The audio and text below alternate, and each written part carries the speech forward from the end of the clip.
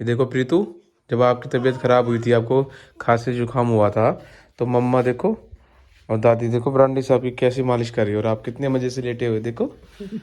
हैं?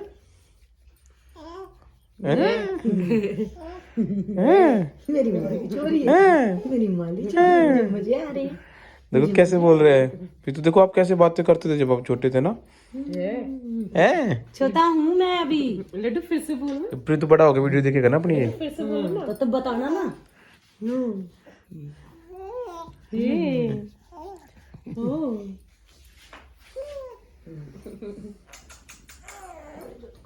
ये देखो मैं थर्मस दरकारी हूँ, ठीक है। थर्मस में दूध डालना गर्म करके। आपको खांसी जुकाम हो गया था प्रीतु। देखो आपकी फर्स्ट विंटर से प्रीति, मम्मा बोलेंगे अब। प्रीत लड्डू आपके फर्स्ट विंटर से, और इतना बचाते बचाते भी आपको कफ और वो हो गया, कोल्ड हो गया। कोई बात नहीं,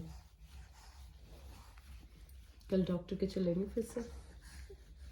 ठीक है प्रीतू, ठीक है।